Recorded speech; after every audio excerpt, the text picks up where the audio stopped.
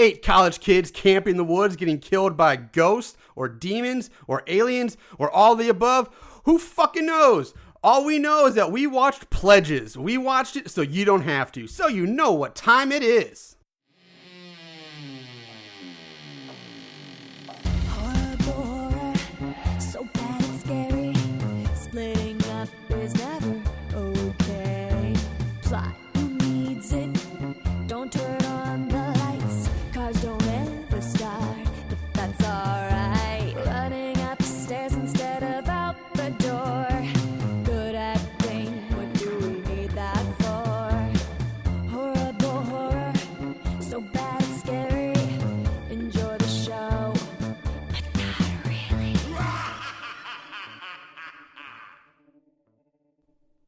What's up, Moon Goons? Welcome to Horrible Horror, the podcast where we watch the worst of the worst in horror movies. I'm your host, Marshall Hampton. Joining me, as always, well, I shouldn't say as always, but 90% of the time he's joining me. Mr. Aaron Southworth is here. You're just busting my balls. You're just busting my balls, buddy. Hey, everybody, how you doing? Yeah, he's back. Back from Iceland, but you were back last week from Iceland. So. Yeah, that's what I'm saying. You're just busting my balls.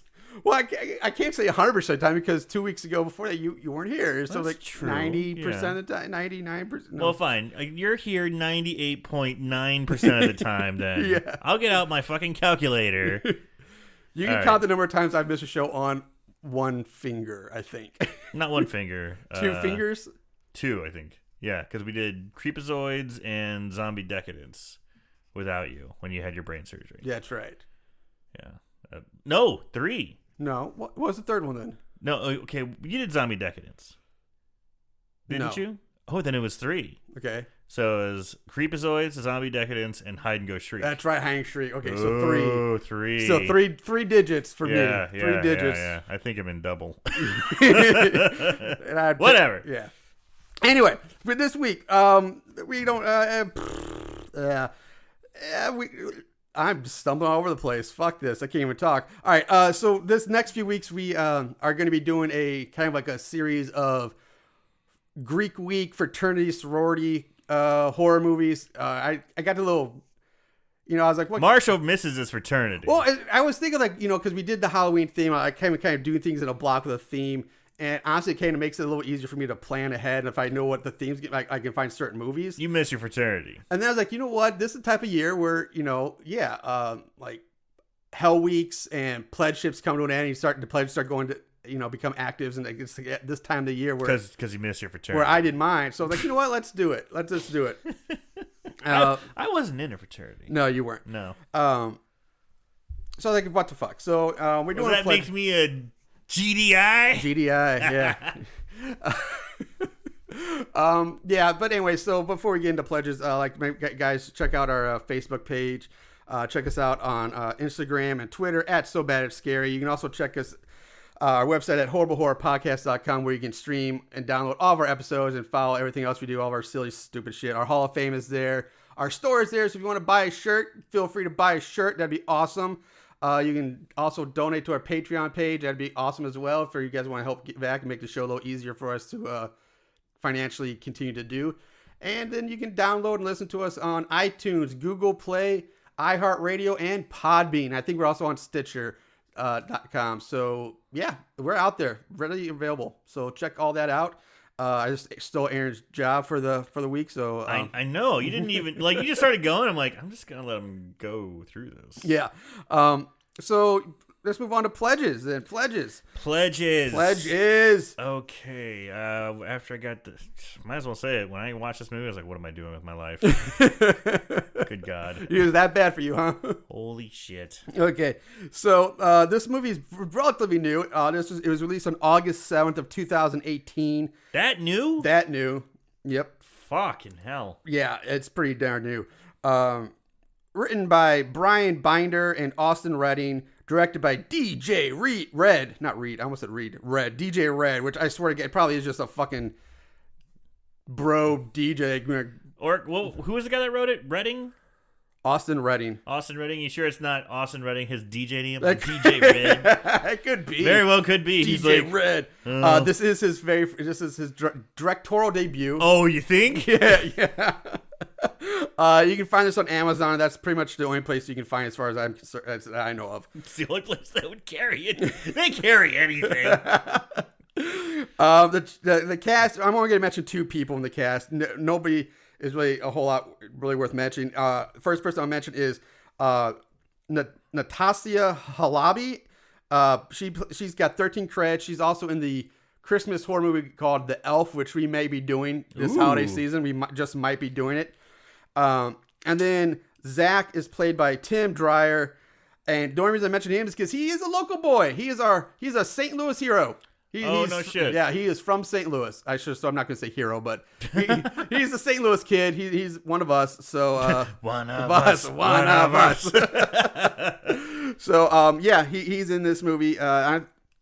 I've thought about maybe reaching out to him, see if he would want to talk to us about this movie at some point. But let's hear what I have to say first. Yeah, but so I haven't done that yet. So we might, depending on what you have to say. I'm not going to pull any fucking punches, buddy. Well, I don't expect you to. I wouldn't want you to. I have standards, unlike this movie. So that's really it from the cast. That's all I'm going to mention. Let's just pop this open and let's jump into pledges. So we open with this blonde girl waking up on the ground in the woods, and we know she's holding like a tablet in her hands, and she knows. And by tablet, mean like like an iPad. iPad, yeah, an actual tablet, yeah, not like a fucking 10 Commandments stone tablet or something like that. Well, it is an audio show. Yeah, that's true. She notices that the tablet only has signal because it beeps or something like that, and she's like, she rushes up going, guys, and we follow her as she makes her way through the woods. And she comes to an area that's littered with various amounts of clothing. It looks like someone was taking their bag to Goodwill and it ripped open. And then it flew up in the trees and kind of blew around. It's just like dirty clothes. Yeah, it's just all these dirty clothes hanging from trees, like old discarded toys and trash. And yeah, garbage, basically.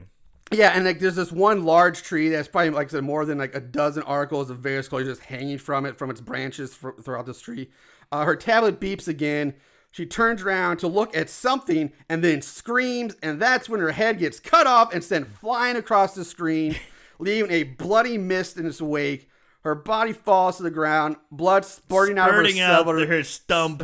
neck stump. Yep. And I'm like, all right.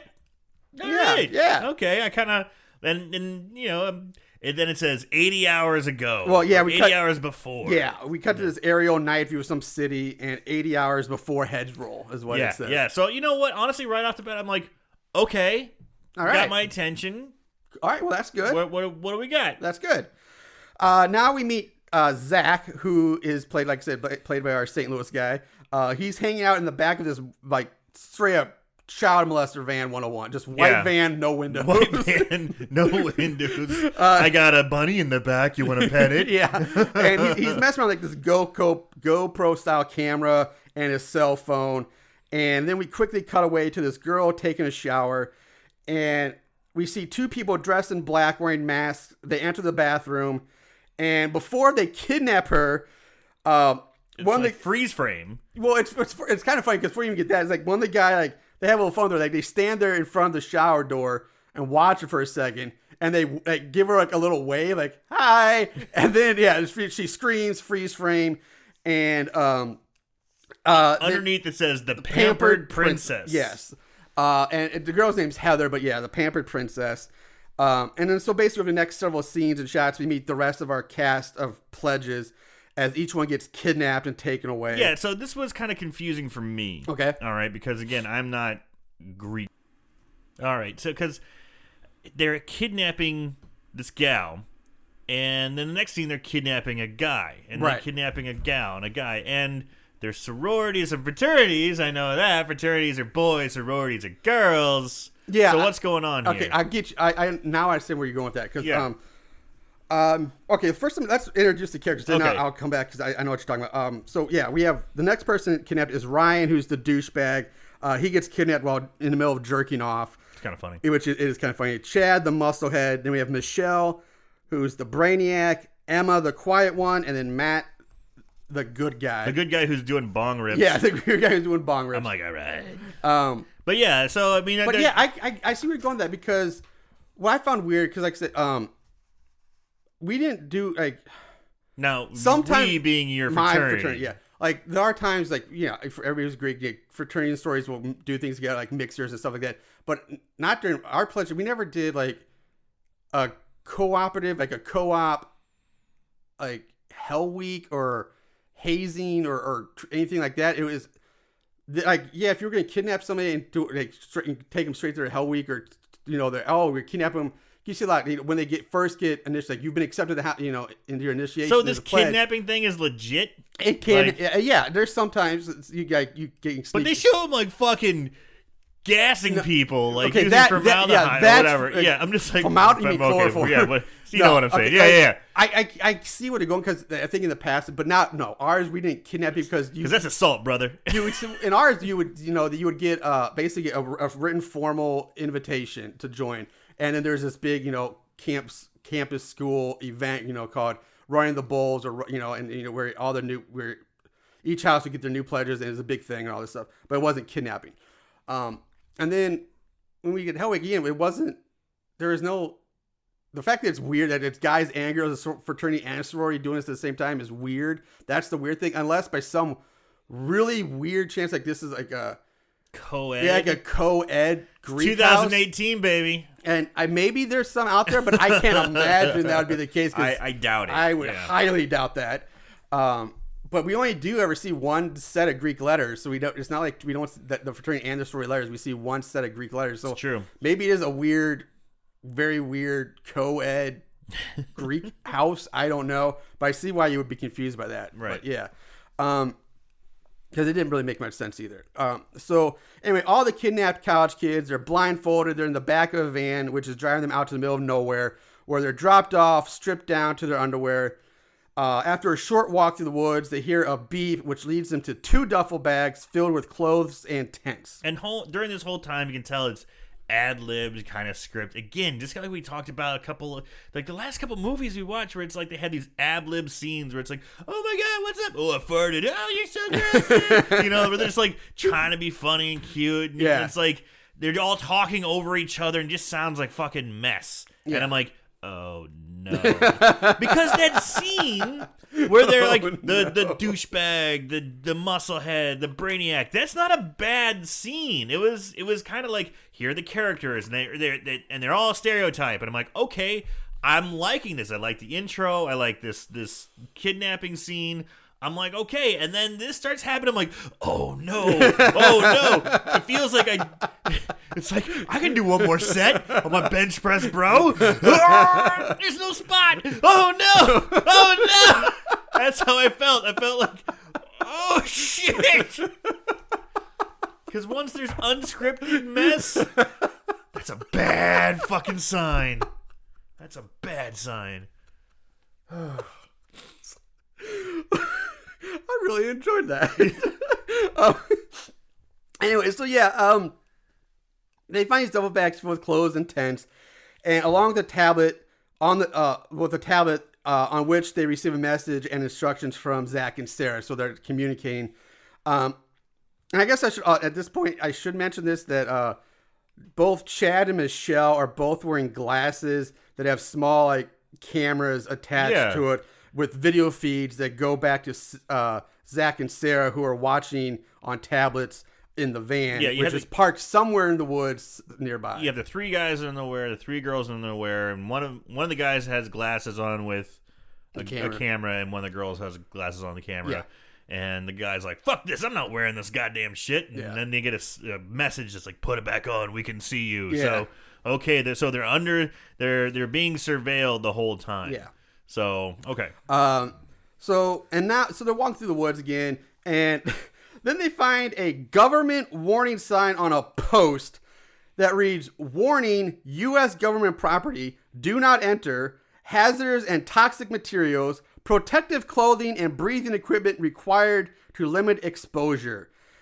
So at first, well, what's so wrong with that, you might ask? Because, okay, we've seen those signs in other movies. Well, I'm pretty sure any kind of dangerous or contaminated or quarantined government area would be securely blocked off with at least maybe a fucking fence. Maybe a fence. Maybe a fence. Maybe. Not and this type of sign would be this is the type of sign. It's like hidden by leaves and Yeah, like you can kind of see. This is like the old sign you would run up like on a campground that says no fishing or no swimming at night, like, right, by a lake. Do not fucking enter government territory. Hazardous material. It might as well say trespassers will be shot or something like that. I mean, Jesus, and there's no fucking fence. It's just out there by itself. Like, what?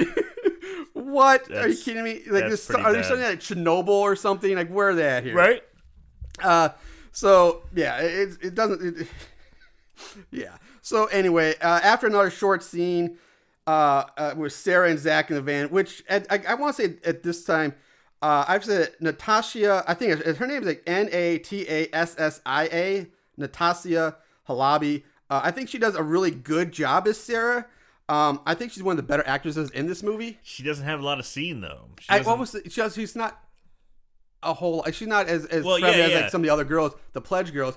But I'm just saying, I just think I enjoyed what low screen time she has. I truly enjoyed the way she portrayed herself and the interactions between her and Zach were, I thought, the most authentic. Like, I think they had the most chemistry on screen. I think they were the most fun to watch, even though it was the shortest amount of interaction. Okay, I can I just enjoyed them the best. And honestly, I think the girls overall outshine the guys as far as the acting.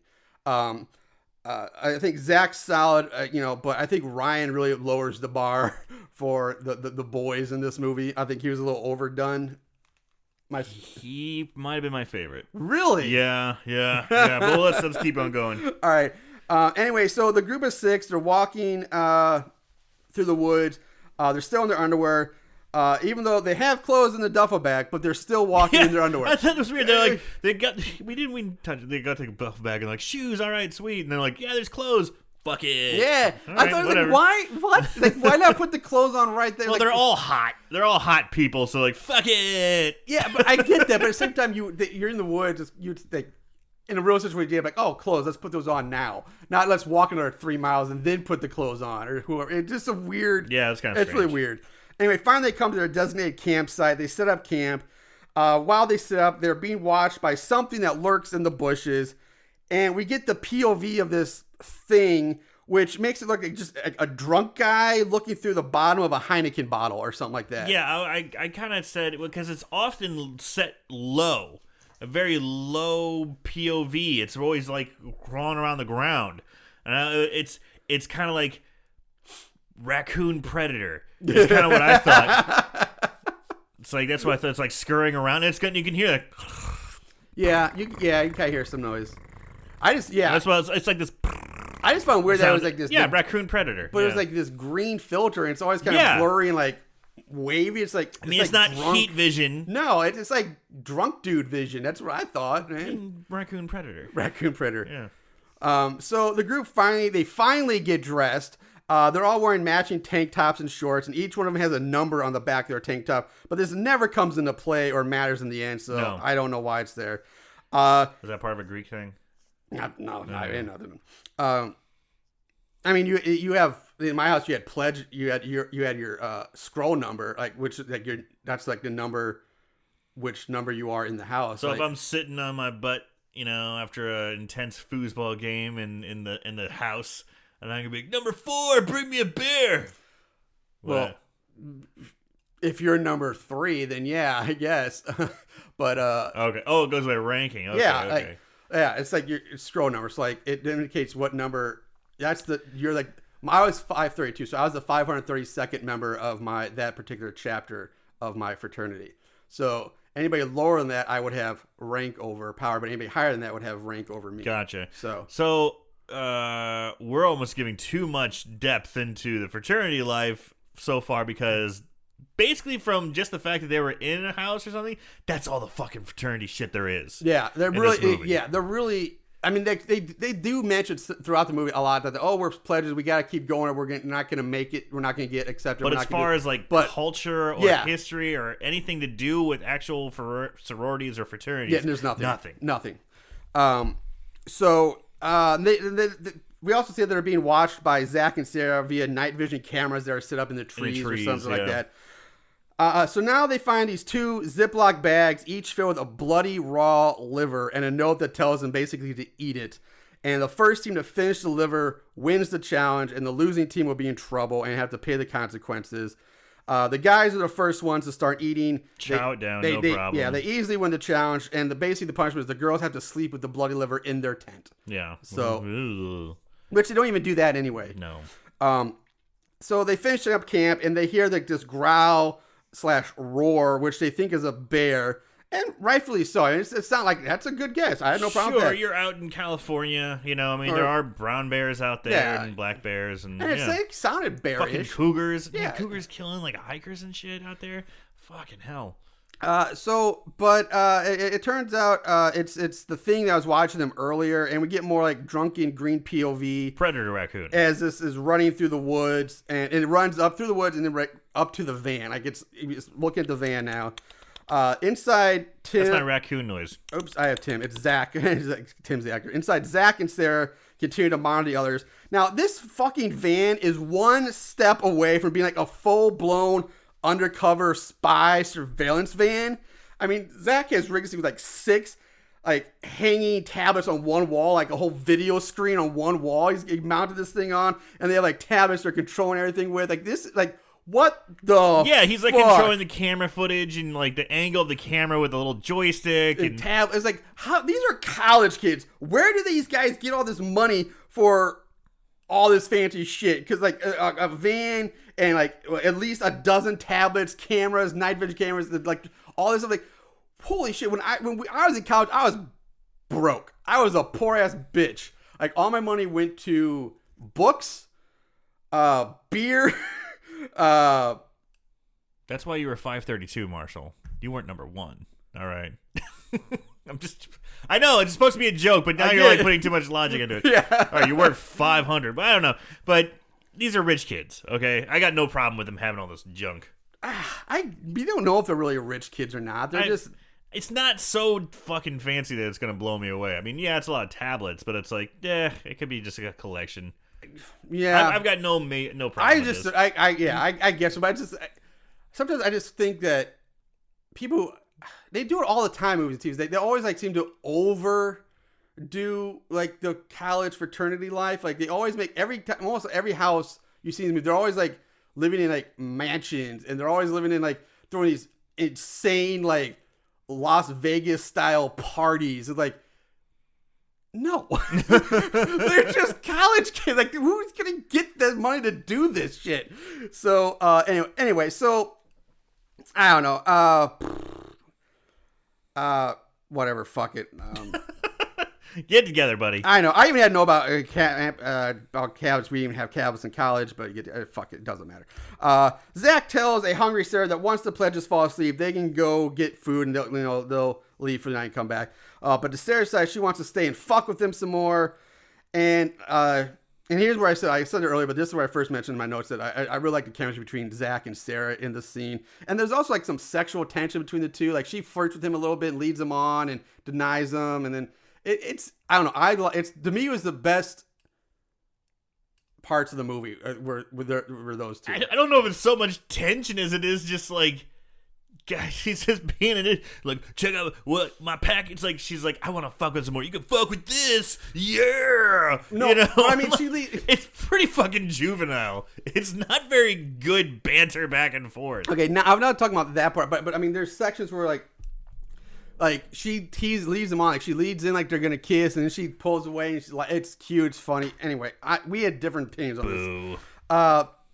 Anyway, I think they played off each other well. Back at camp, it's party time. The pledges bust out this large bottle of generic Jack Daniels, pass it around, and Chad, for some reason, decides he needs to take his shirt off and start doing push-ups.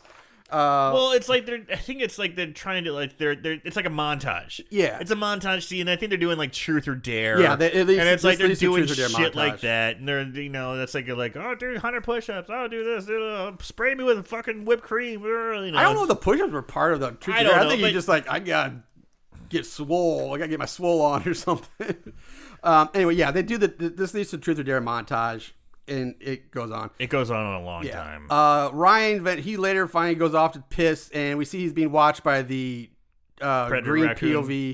POV. And we think he's about to get attacked, but up comes Heather.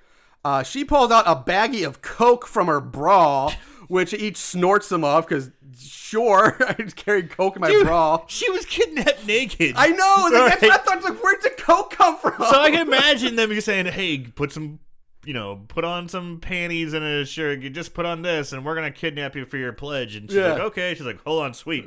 let me stuff some Coke. Let me get a gram of Coke and pop it in my bra here. Exactly. That's the same thing. I thought, like, that's the only way that would have had to have gone down that way. it's so weird. Okay, go ahead. Get your Coke. We're good. Yeah. So they snort some Coke, and Heather says that Coke always makes her want to fuck, and so that's what they do, up against a tree with all their clothes on. Yeah, no shit. It's a really bad, lame sex scene as far as sex scenes go. Pathetic. It's really fucking bad. All we see is his ass. Yeah. God damn it. He like pulls his pants down to his ass hanging out, and he's like thrusting against her while her panties are on. Now, I guess technically you could slide him the side or whatever. Yeah. But it's a shitty sex Yeah, scene. it's up against a tree. That just looks uncomfortable. Yeah, it's really shitty. Next, all the pledges are back at camp, and we get the boring, momentum-killing story time. Each pledge goes around and tells their backstory and why they decided to pledge their respective houses. I'm skipping over this because it's boring and doesn't fucking matter at all. None of this has any bearing on the outcome of this movie. It's just there to, I guess, give us an insight into these characters, I guess, in hopes of making us care about them in some way or care about them a little more. Guess what? But don't fucking care. It doesn't. I just don't fucking care, especially with this setup. You're talking too long about it already. Well, even with this setup, like, we don't need it. Like, I relate this to I know I've mentioned it last week too, but don't fuck in the woods. Basically, kids out in the woods and shit starts happening. Like that's fine. We don't need a setup. We don't need a whole backstory of these characters with this particular setup. I don't need it. We don't. It's just unneeded. So after story time, they all tuck in for the night. Chad finds a note that tells him about another task and a hidden duffel bag of goodies. So he goes off alone to find it. After a bit of searching and a small scare when he thinks he sees someone watching him, he finds a duffel bag hidden in a hollowed out tree. He returns to camp, wakes everyone up. He's like, hey, I found another bag. We got another challenge. Yeah. All right. Ryan and Heather come back from their second trip to Pound Town. Emma notices that the bag of liver is gone that they had on the tent. And that's when they notice the duffel bag, which Chad just brought back, has been dragged off into the woods without anybody seeing anything. Yeah, so he comes back. He drops this giant duffel bag. It's a big fucking duffel bag. Yeah, big bag. And he drops it out. He's like, hey, guys, wake up. I got another challenge for us. And they all come out and gather around him. And they're like, oh, what's that? He goes, look, it's the bag. And he looks down, and the bag's gone. Bag's gone. And in the van, Sarah asks Zach what happened to the bag. And even Zach's like, I don't know. So even they're both surprised. just like, what the fuck happened to the bag? Yeah. So the pledges head out into the woods looking for the bag. Because they do get a text that says, find the bag. Yeah. They're like, fucking get the bag. And that's when maybe Yuke, I don't know, somehow Chad breaks his leg. Like, to me, it was just, he was fine. All of a sudden, his leg just magically snaps and is broken. And this is when I went to failure and the bar fell on my throat.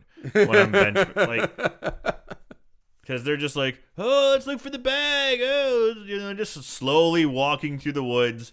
And Chad's a big, strong, muscular guy. Yeah, he's the muscle head.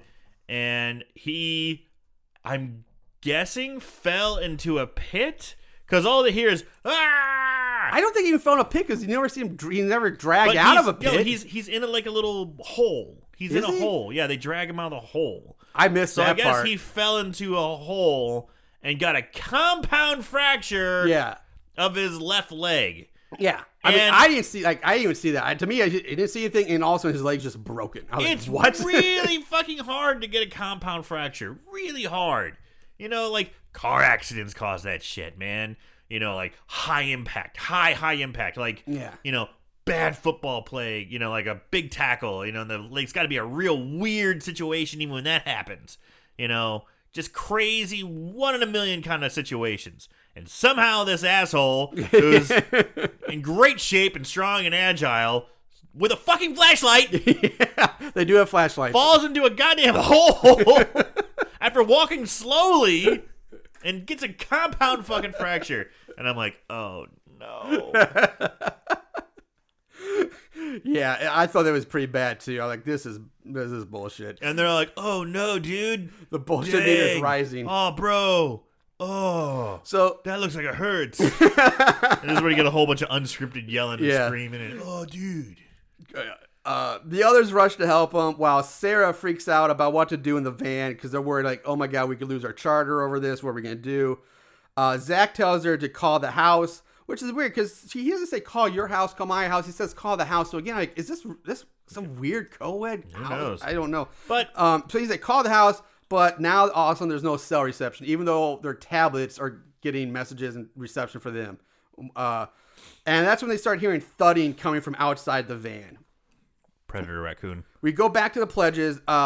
They start to notice that their surroundings, and we see that they're in the small clearing that we saw in the opening of the movie. And we see the large tree with all the clothes hanging from it. And then there's several piles of junk piled up against what look like small grave markers. And someone goes, it's like an Indian burial ground. Yeah. What the fuck? Idiots didn't pile his trash on top of them. The Goodwill Indian tribe. Goodwill Indians. Of Redneck, California. Their arch enemies were the Salvation Army tribe. Lived here long ago. They cultivated skull, packed it deep into their cheeks. I can go on. Right? That's fucking it's so stupid. It is really stupid. They start wondering like this was all like a prank. Like this was all set up by their houses. Emma then notices that all the stars in the sky are no longer visible. They seem to have just vanished. And they're like, okay, whatever. And the group gets Chad up and helps him back to camp. I did kind of like that because she did talk about, wow, I've never seen so many stars. You know, yeah, she does make that comment earlier than that. Yeah. And then she's like, where are those stars? And they're just like, I don't know, got cloudy. Now they're trying to take care of the guy with his broken legs, but I kind of liked it too because they did make a point of showing her and like folks like Emma's like like you said. So that I was like, okay, well where are we going with this? Yeah, they don't really follow up with it. They don't really get an explanation or anything. Back at the van, Zach grabs what looks like a custom-made fraternity tire thumper. Yeah, it was like a skinny baseball bat. Yeah, I couldn't quite tell what it was. Yeah, but it was like a bat, or a tire thumper or something like that. Yeah. I guess there are two different house letters then, because his was red and they were different than the one they sounded. This is where your expertise comes in to shine. So I guess there were two different houses. I'm just like fucking fraternity bat. Well, I mean, there's all sorts of weird custom fraternity shit. There's the paddles, which are the classic, yeah. But yeah. Anyway, so he kisses Sarah, exits the van to investigate all the noises. As soon as he gets out, the second his feet touch the ground, he just fucking disappears. Yeah, he's like sucked into a weird little black vortex or something. It's so hard to describe what happens because it happens so goddamn fast. And it's just... But yeah, it looks like he gets sucked into, like you said, a spiraling black mist. It's like a quick, shitty version at the very end, the very end of Monster Squad, where they all get sucked into the vortex. Oh god, it's like a super quick, tiny, shitty version. It's like, and like it's like you flushed down a shitty vortex toilet. Yeah, and then it just vanishes in the blink of an eye, just gone, and. All this happens while Zach is still turned facing Sarah, telling her that he'll be right back. She witnesses all of this. She witnesses all of it. Yeah, and I was even though this thing it happened so fast, I was surprised. You might disagree with me, but I was surprised about how clean and good the effect was given the budget. Because it didn't. I think if it was any slower, it would look really bad. Well, I don't know what the budget is, but it looks. For all the effects we've seen in some of these recently movies, it's been shitty, especially when it comes to CGI. To me, this was actually pretty solid. It was fast, which I think, in a way, it was the speed helps. The speed helps hide any flaws, but it seems it also makes it so hard to see, like, what the fuck did I just? What happened? But it was clean. It was pretty solid. Like I'm like, okay, I could have been a lot fucking worse. I was okay with it. Agreed. Wasn't great, wasn't bad. Yeah, I was okay with it. And he leaves like, what the fuck? He kind of leaves like, what? Shit. Jump back to the camp. The pledges argue over what to do about Chad. And this is where they decide to stick it out and continue on with their challenge or whatever. Me off so much. Oh yeah, I agree. mean, I understand. Okay, because people in the van were going to help Chad because he has a fucking compound fracture. Yeah. Asshole could lose his leg, Yeah. So and they were going to help, but fucking disappear. Hey, guess what? One of them and you witness someone disappear. Yeah, you got the other priorities. Yeah. Now the campers. It would maybe make sense for them to be like, okay, guys, they're going to come soon, like, help, maybe send someone off, but they're like, no, we need to hunker down and get through this pledge. Yeah. Fuck you. Yeah, I agree with that too. Like, I totally, looking back on when I was a pledge and even looking back on when I had pledges I was putting through, like, in that situation, like, no, like, okay. It ends. It's like, everything's done. Power off. Back to reality. We're not going to fail you or kick you out because you did the right thing. Right. The guy broke his leg. We take care of him first. That's the problem. Right. Priorities. We don't make it worse by ignoring him and letting it get worse. Yeah, but he joins. He's like, don't worry, guys. I'm okay. I can get through this pledge week. No, 100% correct. Like, yeah, no, but he's like, the shit ends, I get over. it. He's like, I get it. Well, we're gonna get through this. Yeah. We're gonna be for this fucking fraternity. We're gonna be brothers forever.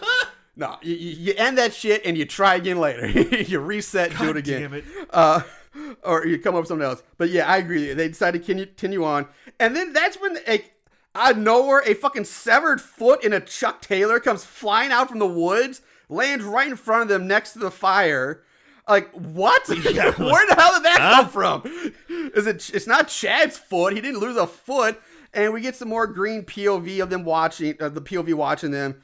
Ryan, who thinks this is a prank, just picks up the foot, yells in the dark, "You're all just wasting some good shoes," throws the foot back into the woods. The shoe comes flying back. As soon as he does, they hear a loud, ear-splitting, roaring screech. Yeah, They all cover their ears and fall down and so it hurts their ears a whole lot. Ryan and Heather are convinced that this is all still the others messing with them and refuse to quit. Back in the van, or we go to Sarah in the van, and for some reason she now decides to get out of the van. And when she does, it's fucking brilliant. Yeah. Jesus. So guy, I just saw him get vanish into thin air by something like sucked into the magic vortex. Yeah, I think I'd stay in that van a little longer. Gonna go check it out myself. So she does know when she gets out of the van is now covered in demonic writing and runes and all sorts of weird symbols. It looks like that goth girl in high school just went a little crazy with her designs. It's like they're not specifically interesting or well done. Yeah, it's like I'm a freshman art student in high school and goth. Yeah, they're just. I love The Cure. They're just. I love onks. Off enough to tell that there's not real letters, but not quite detailed enough. It's actually actual runes or it's just weird. An ancient writing. They're just a little. It's kind of like an onk, but a little off. Yeah. It's my weird symbol. So Sarah hears a noise. She freaks out, frantically tries to get back in the van, but now it's locked. Uh-oh, she left the keys in the van. Yep, she did. And so she runs off screaming into the dark woods. You go back to the pledges who are all sleeping in their tents. We see the shadow of a girl with really long fingers, outside the girl's tent, kind of like a silhouette, of a ghost girl or something. I couldn't quite tell if it was just the effect of the lighting with the tent, or if it was supposed to be someone with long, creepy. I thought the same thing fingers. too. I thought it was just the light, but then I was because we see it a second time in the boys. They do it a second time, and it's supposed to be somebody with long fingers. Yeah, it was. If it was a lighting trick, if it was intentional, okay, but it was. Let me put it this way: it was so poorly done, I didn't know if it was on purpose or if it was accidental. Right, I get you. Yeah, I agree with you on that one. I do too. Emma wakes up, goes outside when she starts hearing noises. In the boys' tent, Matt also wakes up after the shadowy girl is seen outside the boys' tent. He wakes up Chad and Ryan, who blow him off, tell him to go back to sleep, which they all do. But just a few seconds after they all lay back down, Ryan sees light from a flashlight moving around outside their tent. So he gets up to go check it out. Matt follows him. The two of them look around the campsite, see nothing. There's some scare here that has to do with the campfire, but honestly, I don't know what the fuck it was supposed to be or what happened. There's a flame. Yeah, Chad just yells out, "Fire!" Something flame. And what? There's a campfire. I don't know what this was supposed to be. I don't know either. I have no idea. I don't know if it's like the fire was supposed to be like taking a shape or moving or something, but it just you don't see anything. This is where the speed hurt you. Because there was a quick, and it was gone. But it was so like. But there was no shape. It just looked like the fire. It just looked like a like when fire like a crack or a pop and like a quick little flame. Yeah, that's all it looked like. That's all it was. Yeah, I agree. Like I don't know what that was supposed to be, but that scare or effect fails badly here. Matt and Ryan both end up going back to bed. Nothing happens. We cut back to Zach, who last we saw got sucked into the mystery vortex. He's waking up on the ground with this giant chest wound. His shirt's ripped up, and he's bleeding profusely. I will say this effect looked pretty good. The makeup here looked good. Looks solid here. Mm-hmm. He also notices that his leg is all sorts of fucked up. So weird looking. And at first I couldn't tell if this leg was just horribly jacked up or if it was like actually like mutating into something else at this point. Yeah, and I was looking at his foot. I'm like, okay, is it supposed to be his foot that was cut off and thrown at the group at the fire when they threw a Chuck Taylor severed foot out there? I'm like, is it his foot? But there's clearly a foot there. Yeah. But it's all covered in snot. It's so dark. And it's like you can't tell if it's like just goo, lots and lots of like blood and goo, human stuff, or is it something else? It almost looks like black a bio or black jello mold or something. It's very hard to. You can't tell what's going on at this point with him. So great chest wound, shitty leg wound. Shitty leg effect. Don't know what's going on. It's hard to tell what's happening here with at this point. He screams for help and then starts hearing noises, which cause him to start to crawl away in pain. Away. The next morning, Matt and Michelle are the morning when they show the mountain and they show it's like, oh, it's morning. They show the daytime. Yeah, it's like you hear birds chirping and then you hear like that sound check, beep kind of sound. Did you notice it? No, I didn't. It's like tweet tweet. Beep. like the sound check beep of where the track starts. Beep, like the cigarette burn. And I was like, a penis on you flashes up real quick. I was just like, no, I missed that part. So next morning, Matt and Michelle are sitting around talking. They notice that the clock on the tablet says 3:30 in the afternoon, which gives them pause because they think it can't be that right. They just woke up. It must be just breaking dawn. Yeah. But they don't really get to think about it because they're interrupted by Chad screaming out in pain. My compound fracture got worse. Yeah, imagine that. No shit. Yeah, I was like, so now they finally decide to look for a first aid kit. They didn't even look for they came back to camp like, all right, let's just go to sleep. The next day. We didn't comment either. Chad also was like, yeah, he like cuddles up and goes to sleep too. So it's the next day. They're like, maybe we should look for a first aid kit, guys. Maybe we should take care of that gaping bone sticking out wound you have. Yeah. Like, are you fucking kidding me? Exactly. You got a chunk of bone sticking out of his leg and you just now decide to look for a first aid kit. God damn it. It's been like 12 hours or more. So they look through all their duffel bags. They don't find a first aid kit. This is when they finally notice that Emma is gone. And like I said, we haven't seen Emma since she got up in the middle of the night to check out a noise. So now they know she's missing. As they pace around the camp site screaming for Emma, Matt notices a slimy pile of worms has been dumped on one of their tents, which... Oh, worms! Like, what? Like, really? Like, that's... Okay, that's odd. That's really weird. And never comes back to play again. He never goes, the fucks are those worms? Yeah. Nothing. That would be a great point. It's like, why the fuck are there worms on top of my tent? It's not like a pile of worms. Who put worms here? But it looks like he's like, yeah. So natural to have worms on top of your tent in the middle of the night. It's just dumb. It is so dumb. And like I said, there's nothing that comes back there. It's like, oh, this demon or this monster, whatever this thing is, it eats worms. It shits worms. Or it's made of worms and leaves worms. It's just, why are worms? Don't get it. It makes zero sense. So the time passes now. The pledges are wandering around the woods looking for Emma, calling out for her. We cut to Emma walking around by herself. Just randomly walking. Yep. She hears a weird, what I guess is supposed to be a demonic voice call out her name. Yeah, but it's just a tri-level audio. Yeah, screen. it's like not. One's like cartoony, like Emma. The other's like Emma, and then like a normal Emma, and it's just played over each other. Yeah, it's really pretty piss poor. So she turns around, comes face to face with herself. Scared and confused, Emma tells it to stay away from her. Her doppelganger says to Emma that she can't run away from herself.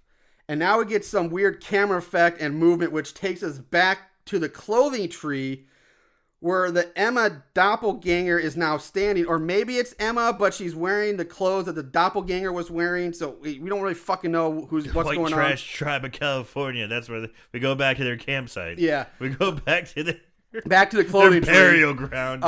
Anyway, this Matt finds her and they all head back to camp. So there. And she seems like, but she's got she had a tank top on. Now she has like a fucking, it's like a sleeveless baseball jersey, like a local softball team's baseball jersey. Yeah, just with no sleeves. Yeah. I think I was like, she did have, well, like with like the name on the back is like Big Donger or something. I don't know. Something. Or like, I think it said Monarchs. Who cares? Yeah, I don't know. But yeah, it's like, so she changed clothes. And they find her, they go back to camp, nothing. And they're like, okay, whatever. They're like, whatever. They're like, where the hell did you go? You okay? I got her. And they go back to camp. And then once they're back, they continue to argue over what to do about Chad or whether or not to continue on or to quit or, blah, blah, blah, more arguing. We cut to Zach, who's slowly and painfully making his way through the wilderness. Only now his neck has this giant bloody growth on it, which begins to pulse. And it looks like something's trying to be birthed from his neck. It's this little thing going, meep, meep. Like, and you know what made me think of immediately? Fucking Resident Evil. It made me think of the Resident Evil games, how some of the characters, when they get infected with the G virus or T virus, and all of a sudden they start changing in weird ways. Yeah. And like a little thing like coming out of him and like weird little growths because his hands getting all fucked up and weird. Yeah, it's like if he was a Resident Evil video game and he's the boss, like that'd be the spot where you had to shoot him in order to do damage, right? Because he'd be invulnerable to anything else. You had to shoot him in that he's spot. Coming at you. Hit him in the neck. Hit him in the weird little mouth neck. Yeah. And again, I would say for me, it wasn't that bad. I was pleasantly. That effect was actually good. I was very pleasantly surprised by the quality of this effect so far in this movie. He yells out for help and then screams in pain as his neck baby continues to pulse and hatch, if you will, quote unquote hatch. I don't know. Neck baby. We go back to the camp. They decided to take a vote on what to do next. Ryan sent off. Jesus Christ. Yeah, like at this point, there shouldn't be a vote. Like we're fucking leaving. We're gonna go. Right. We'll make make a fucking stretcher. Thank you, stretcher. All the sleeping bags or your tent poles and something. Carry his ass out there. Easy. Done. Yeah. Ryan is sent off to the clothing tree to gather up rags to wrap up Chad's leg in. That's sanitary. Yeah, real sanitary. Matt suggests that someone stay with Chad at the camp in case someone does come and check on them, while the others split up and follow the various paths to look for help. Brilliant idea. And Emma says, I'll stay here at camp. Well, I'll stay with Chad.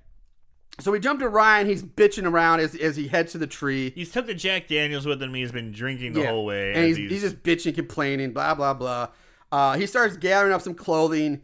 And that's when he looks up and sees two young twin girls wearing... Two young blonde twins. I'm like, oh no, please don't be white supremacists too. No! Holy shit, that's right. We had two twins. I saw that. I'm like, no! Nazi twins! This is a callback to the episode we did last week, Dark Walker, where we found out that the two twin spooky girls at the very end went on to have an illustrious pop, nut white power music career. It was horrible. So when I saw that, I'm like, no! It's a 2018 version, no! So yeah, these girls, they're wearing matching dresses. They're standing in front of him. One of them is holding this doll. Ryan asks the girls how much they got paid to do this because he thinks, again, the house is still behind all this. He turns away for them to yell into the woods that, like, hey, you guys have to do better than that to scare me. And then when he turns back around, the twins are gone. And Ryan says, oh, that's better. So he's like now freaked out. He goes back to gathering up clothes, but then he trips. He falls over. And when he looks up, he's face to face with like a blue ghost of, I guess, one of the now dead twins. Yeah. And the ghost face, and by blue we mean fucking like blue, like Dr. Manhattan blue. Yes, very good. Like glowing That's perfect. blue. He's got that glowing Dr. Manhattan from the perfect. Yeah. I couldn't have put it better myself. I couldn't. Yeah. And then like the face, like the face of the ghost like starts to melt or like stretch. It like melts and stretch. It's really weird. Ryan screams, and we cut back to camp. It's not scary looking. It's just weird It's looking. just weird looking, yeah. The others are beginning to worry about Ryan, thinking he should be back by now. Heather says, fuck it, I'm going to go look for him. And she heads off, but Matt follows her, not letting her go by herself. The two of them wander around the wilderness for a bit, but quickly realizing how much of a douche Ryan is, that neither one of them really even liked the guy. They decided to say, fuck it, hell them, let's go back to camp. We're done. That didn't take long. Yeah, it did not take long at all. But that's when they hear Ryan, and they run off to meet him. They down a path that leads them back to the clothing tree, where they find Ryan dead, hanging from a noose from a tree branch. Matt's able to get Ryan's body down, and the two of them. He's like, hold his legs, to hold him up as he lowers them so he doesn't come crashing the ground, or try and alleviate some pressure from his neck. Yeah. But he lowers him right on the girl, and she's like, she's freaking out so much. I thought that was kind of funny. Yeah, I agree. It was kind of funny. And the two of them carry his dead, limp body back to camp. So you're telling me these two people can carry a dead, limp body, which would be harder to carry limp weight. He's about the same size as Chad. Hey, but then none of them carried Chad out.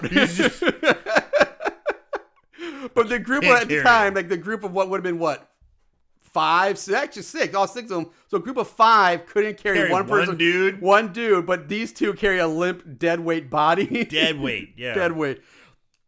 So when they get back to camp, screaming and hysteria breaks out more. And again, it's all unscripted, just mess. But finally, they decide to get the fuck out of Dodge.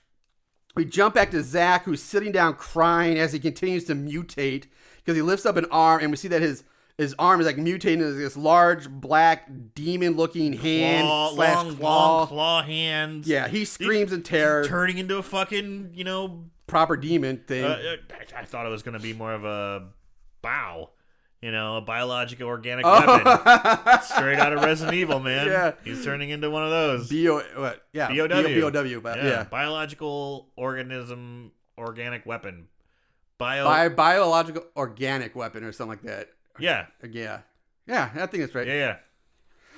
So he screams in terror. We cut right back to camp where Matt and Emma try to get Chad up, but he refuses to move now. He tells them to leave him here because he's only going to slow him down. Emma insists on staying with Chad, but Matt promises that he'll come back for them. And then he leaves with Heather and Michelle. The night falls again. And it's instantly night. Yeah, it's instantly night now. Before they leave the tent, before they go in the tent, it's like there's no significant good passage time. However, they did kind of clue in on that with, how is it 3:00 already? So they're kind of planted a little seed that time's fucked up. So good job there.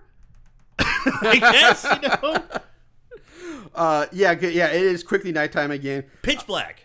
Matt, Michelle, and Heather have made their way back to the government warning sign on a post that we mentioned earlier.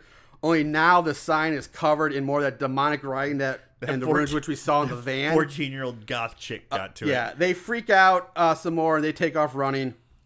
Soon they hear the van honking, so they again take off running more towards that sound of the honking. But Michelle quickly stops them, saying, "Look, there's barbed wire everywhere." Which what? They don't see any of it. They don't see it, but they look, and that's just really weird. Like also there's barbed wire all over the place. Another loud noise shatters the darkness, and the three of them take off running. Meanwhile, Emma's trying to nurse Chad and comfort him as he's going into septic shock. And so, and he's starting to speak all cryptic and he's having fever dreams and kind of shit. He's like, they're everywhere. Yeah, he's like, it's useless. They're here. He's starting to, I'm probably going into septic shock at this time.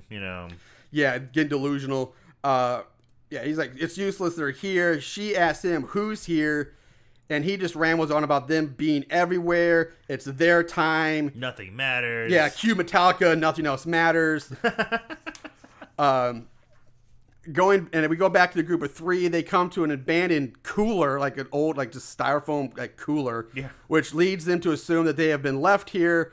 And the honk they heard was a honk of goodbye, saying, "We're out of here, fuckers." So that's their theory. Matt pulls out a tablet, asks the girls what day they got dropped off here. They tell him Friday, but according to the tablet, it's now Sunday. Heather and Michelle said, "That's impossible. That can't be right. What's going on? Blah, blah, blah." More time shit. Yep. Back at camp, Chad wakes up hearing sounds coming from outside his tent. He then starts hearing strange voices, which sound like Alvin and the Chipmunks, echoing back everything he says. And Emma's gone. Emma's gone. Emma's gone. He wakes up and there's no sign of Emma. Right. He gets out of the tent in time to see Ryan's body being dragged off into the woods. Drug away by somebody. Or something. Somebody. Yeah. It's not Emma. It's not Emma. Someone's dragging away the body, and that's when he's like, "Fuck it, I'm gonna limp my ass out of here." That's right. Apparently this whole time he could have limped his way out of here. So when that survival mode kicks in, I guess, it's like, fuck this, I'm out. And really, when we see him walk, there's no way they were that far away from the van. Like, they really think... They said a quarter mile. Yeah. They even said, because remember, in the very beginning, they said march a quarter mile. Oh, yeah, northeast or something like that. A quarter fucking mile. Yeah. Like 3 blocks or something. I don't even know. It's like, you could have made that You can walk. see it. If there's a clear way, you can see a quarter mile pretty fucking easy. Yeah, so Chad, he starts limping his way down a trail in the dark. He does have a flashlight. We see the green POV following him. Chad comes to like this large rock wall. It's like which it was really weird because like the whole time, this whole movie, like there's really no, like you see some exterior shots of mountains way off in the distance. But other than that, it's just trees and like tall grass. But all of a sudden, like there's this giant like cliff in front of him, like it's just tall, solid rock wall that he's come to. He looks around for a second, and that's when he gets grabbed by the back of the head from behind by like this large black demon hand. So you're assuming it's the same demon hand of Zach. The hand smashes Chad's face against the rock wall, killing him. He's dead. Back to the other 3 who are still walking through the dark woods and arguing about how the tablet says it's Sunday. So, never mind. Go ahead. Okay. They hear a loud, ear-piercing, screeching roar again. This leads Matt and Michelle to take off running, unintentionally leaving Heather behind. Eventually, they realize that Heather's no longer with them and start calling out for her while the green POV watches them. We cut to Heather alone. Now, what happens here is really odd and weird. Oh. And I'm not really sure what's supposed to be happening here. I can only guess. So Heather's standing alone in the dark woods looking around. And then all of a sudden, for no visible reason, she just falls to the ground. Just falls. And she lays on the ground screaming for a while. Then she just gets up and scampers away. That's what we see. But there's kind of a mist stuff on top of her. Yeah. Here's what I think is supposed to happen. What I think happened is that some invisible attacker knocks her to the ground and then pins her down for a bit before releasing her, which allows her to run away. Because there is, like you said, this weird kind of misty effect that kind of we see when Heather's on the ground that seems to vanish right before she gets up. So this is rapey predator? Yeah, so like if this is the case, it's not very clear as what is happening here. We may be completely wrong in this theory, or maybe she did just fall down and lay there for a while screaming. No, I saw it. We don't know. But I saw images of that rapey predator too, man. Don't worry. Yeah, there's like a little miss, but I'm saying, but is that what was supposed to be happening, or is like we don't know? Like it's just a weird sequence of events. Like what's going on? Who fucking knows? Yeah. So anyway, Heather runs away. She hears more noises all around her. She's spinning around looking for the source. The same black demon hand that killed Chad reaches out, grabs her shoulder. She screams, runs away again. Yeah, I thought she screams and they cut. We don't see her run away. I was like, oh, she's fucking dead. No, you I was see like, her that's like a shitty off-screen she takes kill. like 2 or 3 steps before it cuts. Well, yeah, maybe I blinked. You would have blinked. Fuck. You see the hand come on her shoulder. She screams, and then you see her run away, and then it cuts. It's really fast, but they do show her moving. we cut back to Matt and Michelle still being followed by the green POV. They get scared by some loud noises. They then find a pile of blood-covered stones that kind of make like a makeshift grave marker pile, along with one of the numbered tank tops and someone's shoes. And blood is like flowing out of the stones, like it's pouring out. Again, we don't know whose tank top that is. We don't know whose shoe. It's just there. It doesn't really make any sense because nobody's lost their tank top. You never know. Everybody's still wearing them. Yeah, With the exception of Emma, who changed into the softball thing, the local softball teams. But everybody's wearing their tank top still, and their shoes. So I don't know what this is supposed to be or who's that supposed to be because it never makes any sense. Jumping back to Heather running through the woods screaming. She comes to like some kind of shelter that's made from a hollowed out tree and branches. It looks like almost like a teepee on the inside, or like it's hollowed out so it's like you can go inside it. Yeah. You know. There's a red light coming from inside this It's like thing. party. Yeah. So of course she decides to She's go like, in and have a peek. Get that. Who's got rave the cocaine? I do. So she goes in to have a peek. Inside she finds a pile of dead leaves with an old. So fucking stupid. Yeah, I agree too. She's in there. It's quiet. It's tense. She's running away from the monster. Ooh, what's this glowing light and tree thing? Like if I'm running away, like I would not go into the glowing red light of a tree. That's there's your classic horror trope: spooky doll. Yeah, right. A pile of leaves. It's the same doll that we saw one of the twin girls holding earlier, but it's there on a pile of dead leaves, and the same. And then she also like bones are like hanging from the ceiling of the shelter, like rib bones and hip bones and pelvis bones, and this is all hanging down. Heather sits there. She just sits there looking around. Climbs in. Yeah, she sits there looking around for several moments. We see the green POV again looking at her. Raccoon predator. She screams.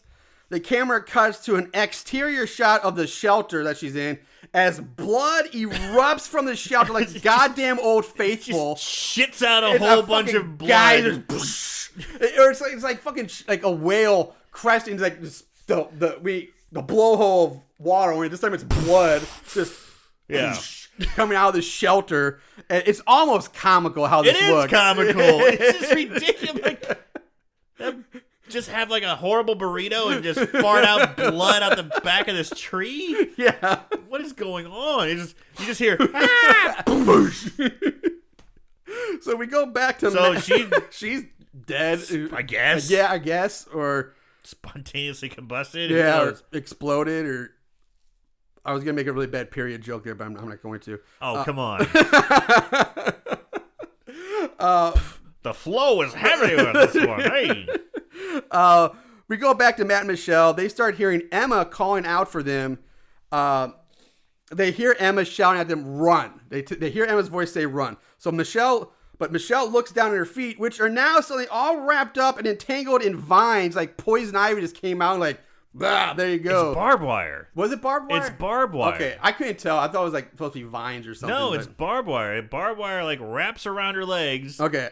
And then she just gets dragged off by her feet and then lifted up into the air by the feet. So she's dangling upside down, where then she too disappears into the black swirling mist void vortex thingy. Marshall's doing like jazz hands over here, bumping into the microphone. Sorry. I wish you could see it. But yeah, so she's just gone. She's gone again. Matt screams, but has no choice to continue on. He does eventually run into Emma. He tells her what happened to Michelle, that a tree took Michelle. A tree took her. Matt then swears to get her out of here and leads her off. He's kind of like not very good at like holding up his word. Like, I'm going to get you guys out of here. He's such a weak. He's the good guy. He may be the good guy, but he is a pussy. He's a little bitch. They finally come to the van, but it's locked with the keys inside. And then we get a shot of like a black demon like walking towards them. Matt rushes over to grab this large rock to break. He's going to use to break the window. To break the window. Yeah, exactly what I assumed. But as soon as he bends down to pick it up, we see him just get like pulled through the air by this invisible force and off screen behind the van. Yeah, he just zoom. It's like just flies off screen. Like, what? What's happening? So meanwhile, Emma starts to like twitch and moan like she's about to have an orgasm. And what kind of girls have orgasms like that? well, it wasn't that. Like she was like, how's that again? Go on. Excuse me while I unzip my pants there. What's that sound again? Shut up. she then growls and her eyes turn black.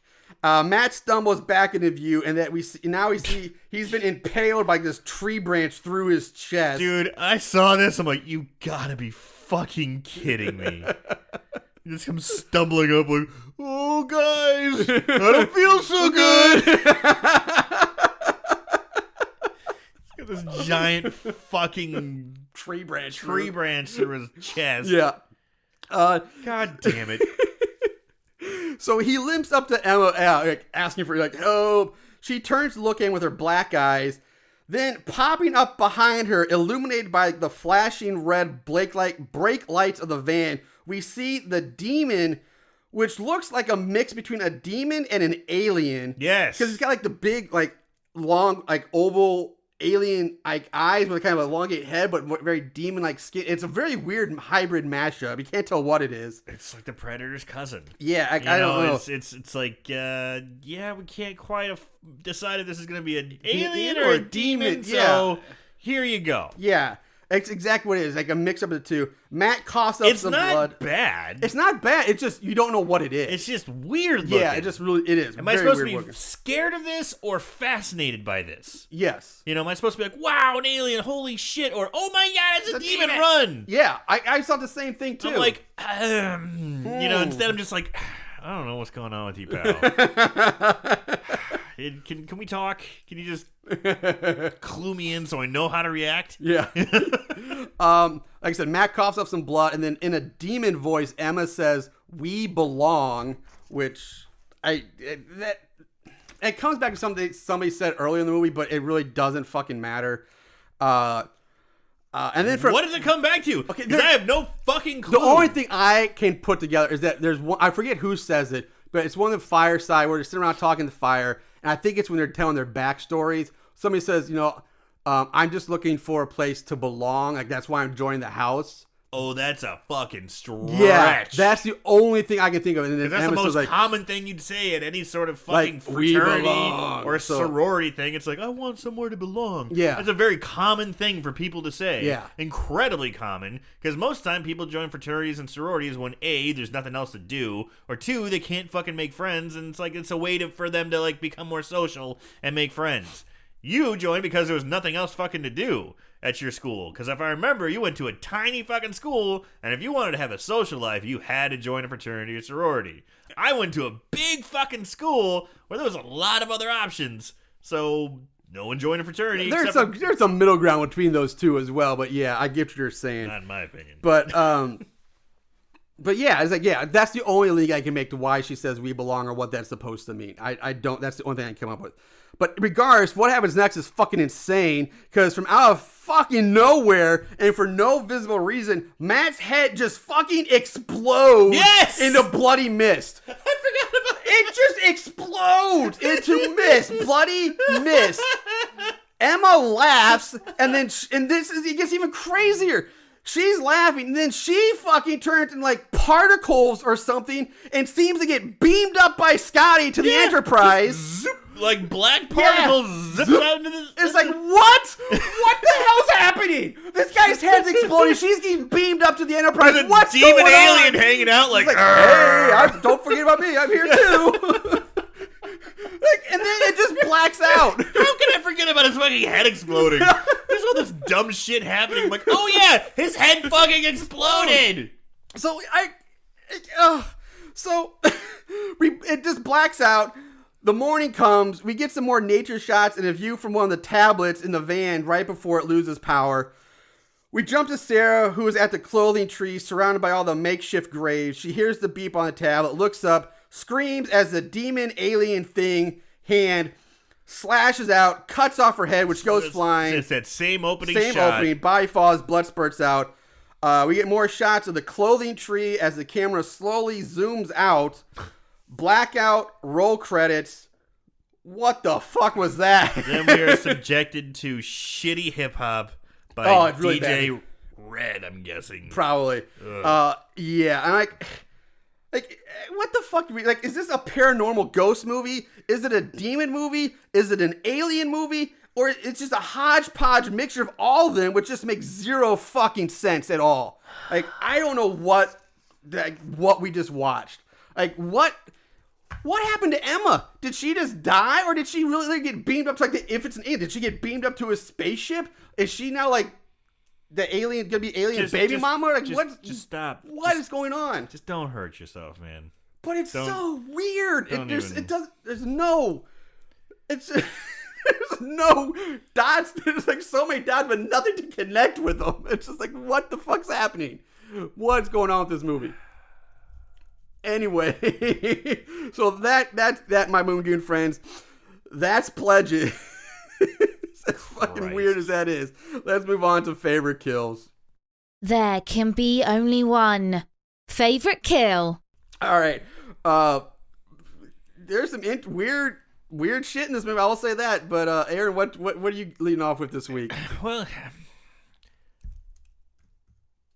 the deaths were fucking bizarre. Very bizarre. Like, turn into mist. How bizarre. How bizarre. I got hung, but I was just screaming just 2 seconds ago. You know, I got, like, there's a pretty common one, Chad got his head bashed against a rock. Yeah. One girl just got turned into, like, fart mist and blood. Yeah. But yeah, fart mist, blood, and head exploding, and just, god damn. Yeah. So I liked the exploding head. The exploding head was the best because it was just so weird, so unexpected. The effect wasn't bad, and you always gotta appreciate an exploding head. Yeah. I guess if I had an honorable mention, it'd probably be the opening kill. Because that helps set the mood. It does. Well, it should have set the fucking mood for something kind of interesting to happen. Had me on board. It did its job. Start off. It got you hooked. Then. It sure did. It had me going, okay, where are we going, baby? But yeah, head exploding was my favorite. I agree with you right there. I'm right there with Matt's head explosion because, like you said, it's so out of the blue and unexpected. It's like, what? It doesn't make any sense. And then it's so quickly followed by whatever the fuck happened to Emma. Like, she just like disintegrates in the air or something. Who knows? So it's almost like 2 kills in one. But that sequence, yeah, I agree with you. I'm right there with you. Same one. So it's so weird. They're all fucking weird. Like, people just vanishing in trees and exploding. Farting is, it's who fucking knows. All right, let's move on to odds and ends. Not only did they watch these films, they researched them too. Ugh, what is wrong with these guys? All right, ratings. IMDb gives it a 3.4 out of 10. Rotten Tomatoes, there is no thermometer score or audience score. It's not brand new though. Yeah, it's brand new, so it's nothing there. August. Yeah, just a few months ago. And Amazon gives it a 3 out of 5. Because it's so new, this is going to go real quick this week. There are no plot keywords, which is surprising. And panty lovers, you're on here, man. Panty lovers are going to love this one. And boxer briefs, who us at all? Yeah. Trivia, none. Budget, couldn't find anything. Damn. Yeah, so. I'll tell you what, the budget's going to be fucking piss poor because no set. It's literally, you're in the woods and you have tents. Yeah. And that's the majority of your shots. That's pretty much everything. It's in the tents and woods, and that's it. So I imagine the budget is fucking down, like so low. Like if it was over $10,000, I'd fucking throw myself out of a moving car. Either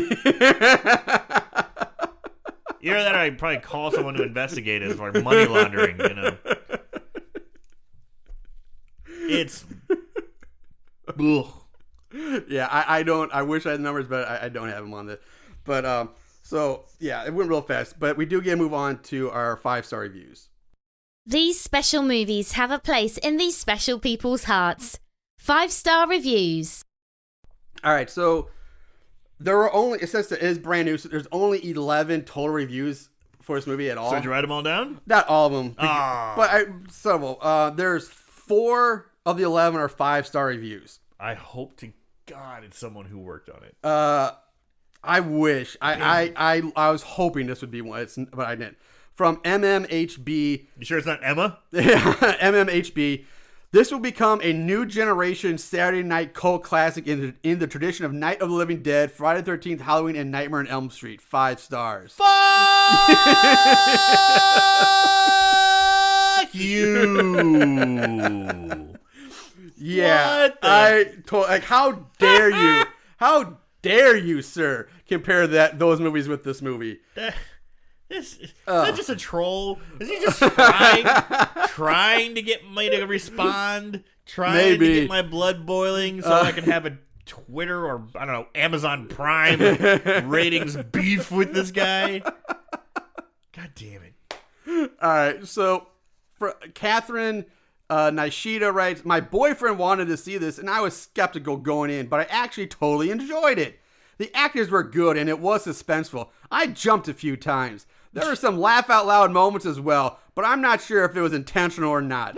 It reminded me of horror movies from the 80s that combine terror with a little bit of kitsch. I definitely recommend 5 stars. Boo. Oh, God, you need to watch more horror movies. Yeah. Amazon customer writes, Tim Dreyer is sensational. One of the best films I've ever seen. 5 stars. Gotta know him. It has to be your friend. Probably Tim himself. Either that or like your neighbor that you grew up with or something. Yeah, and last one from Betsy Coffin writes, good cast, fun movie. I enjoyed the soundtrack. Grab your popcorn. 5 stars. No. Now, like I said, there are only 4 5-star reviews. There were 3 1-star reviews. Okay. So I wrote those down. Cool. So from Chris Cochran, title of his review is just called, Huh? So far, so good. So many problems with this film. First, the film never establishes its mythos. In other words, what the heck is happening in the woods? What that's killing them? Is it demons, ghosts, aliens, Alf from the 80s? Who knows? I have no problem with this film's being vague and leaving it to the viewer to decide what happened, but they still have some internal sense of consistency. This feels like it's spliced together different kill scenes from multiple unrelated movies. Second, it's about college pledges being hazed during Hell Week, but there's no titillating action? Huh? I don't know what the fuck that's supposed to be. I'm guessing it's like action. Like yeah, like nobody, but there's one section, but still like, what the fuck is, like, I've never related hazing Hell Week to titillating action. Like, what the fuck is this guy? I don't know. Anyway, third, the opening sequence is literally the end of the film. I have no problem with movies opening at the climax and then retreading how characters got there, but those kinds of films usually add some more narrative. Finally, huh? 1 star. Fair enough. And God, I've lost count how many guys we've run into this guy, his reviews on our show. Oh, I've lost boy. count. But the movie guy, he's back. Guy. 6 college pledges are dumped in the woods, go camping, and do silly pledge tasks. They are painfully self-introduced during a campfire scene as they tell us their boring life story. I couldn't help but think of all those suicide scenes in Airplane. It was that bad. Something that looks like a black mist is messing with the pledges one by one. The area they're in has a sign about government toxic waste, but no offense, as one would expect. The film doesn't give you any real closure, although you have enough information to take an educated guess. Not worth the coin. Terrible dialogue and characters. Plot was not well constructed. So nothing real funny, but that's his take. Pretty solid. Yeah. And then from Brent Doherty on October 14th. So really Just new. a couple weeks ago. Yeah. Entitled, What Did I Just Watch? Seriously, what did I just watch? The movie's plot starts simple enough. Pledges getting hazed. After that, good luck figuring out what is coming after the pledges. My head hurts. Must sleep now. 1 star. So, yeah, I mean, that's kind of, there wasn't so much unanswered questions. So many, just, that one guy says, like, huh? Like, it's really a good point. Like, what did we just watch? Like, exactly. I don't know. So, with that, let's go ahead, Aaron. Wrap it up for the week. Let's finish this up. This movie kind of started off in the vein of it had me hooked. I'm in. You had an interest, hot blonde waking up, with the tablets. What's going on? What's going on? Oh my gosh! Turns around, head gets cut off. Whoa! I'm like, okay, I'm in. I know it's a low budget movie and the effect wasn't bad. It was kind of enough to get me hooked. I'm like, all right, okay, here we go. And then they had the intro and they showed the jock, the douchebag. You know, it's like it's almost like a strong opening. Like I'm like, okay, I kind of like this like the freeze frame and kidnapping something. It almost made me think of like a little something from like Guy Ritchie, like Snatch or something. You know, like you see a lot of that. Yeah, you know, and I'm like, I like that kind of stuff, and I'm like, okay, I'm in. And then they got dropped off. And that's basically like where the good part of the movie ended. The first 3 minutes of the movie started off strong. And then it was like, what am I doing? I'm in the woods with a bunch of assholes. I don't know what's happening. And it's just so confusing. It's just so confusing. I don't know what's happening because it's not a hard thing to do.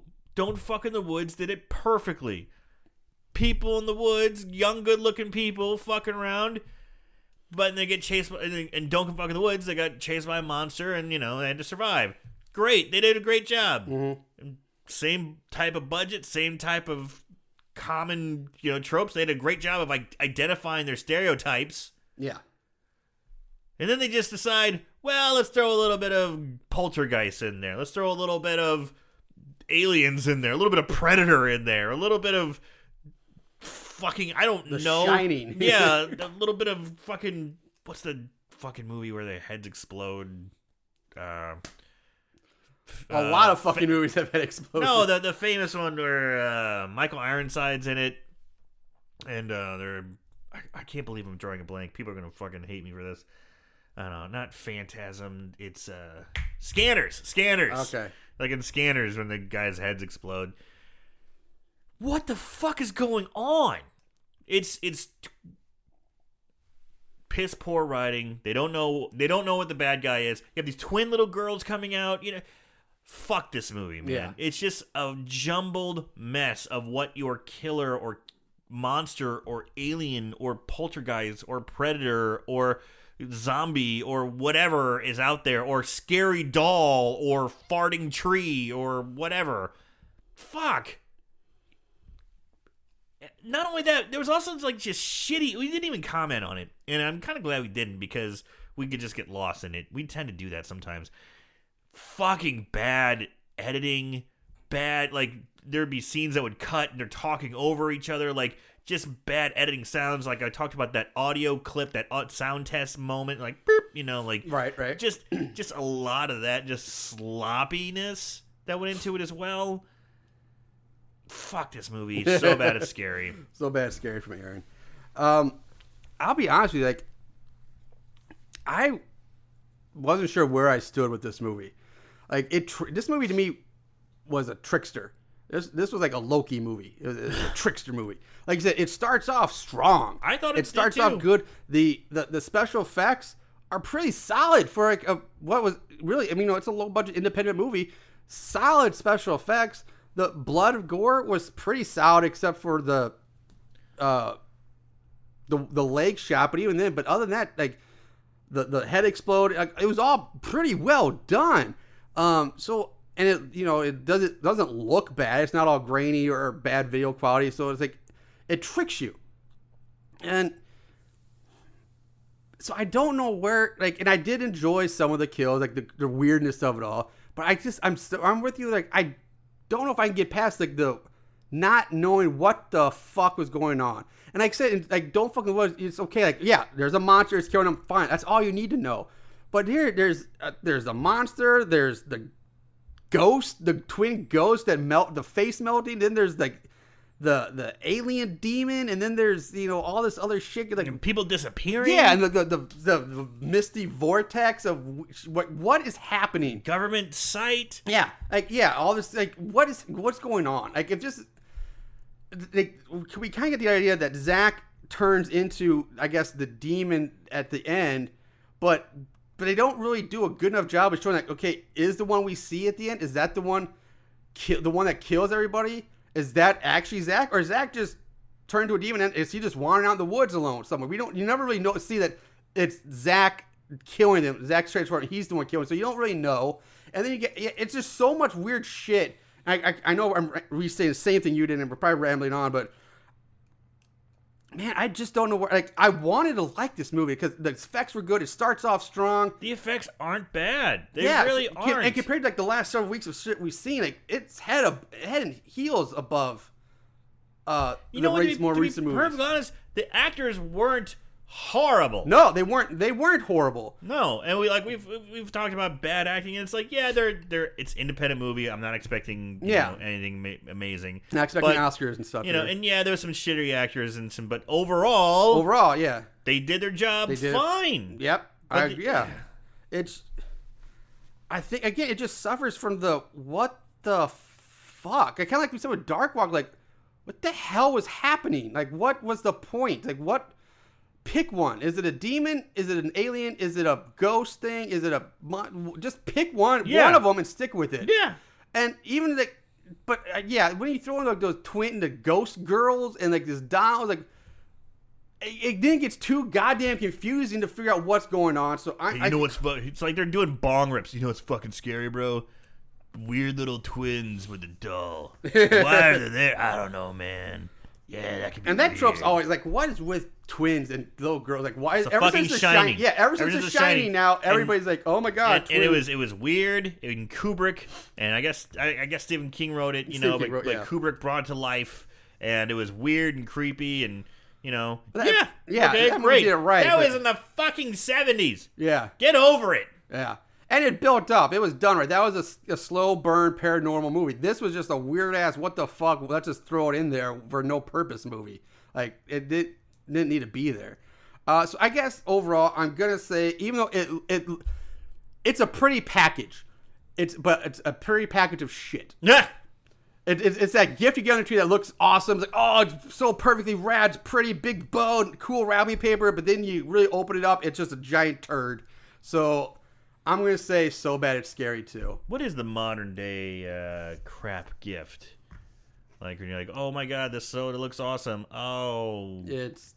I don't know. Well, when we were kids, it was like socks or clothes or something. When you're a kid, it's anything you actually needed. Socks, underwear, clothing. I think the iTunes gift card is like, oh, great. Honestly, I actually requested those several times for myself. Because, I don't trust, most of my family to ever give me anything I actually want. So, you know what? Just give me an iTunes gift card. I should take that back. I actually use them quite a bit. Yeah, I use them a lot for... But I don't know what it would be. Maybe a phone card. The old calling card. It's like, why the fuck am I ever going to use this? Yeah, kids, you don't know about... Kids these days don't know about calling cards. We had just talked a while back, too, about calling cards. I forget what episode it was, but we were talking about that, too. Oh, yeah. What was that? I forget. Who fucking knows? Anyway, guys, we're rambling. Thanks for listening, everybody. We appreciate it. We'll be back next week with another fraternity, sorority-themed movie. In the meantime, guys, watch more horror movies, and remember to always keep it tight.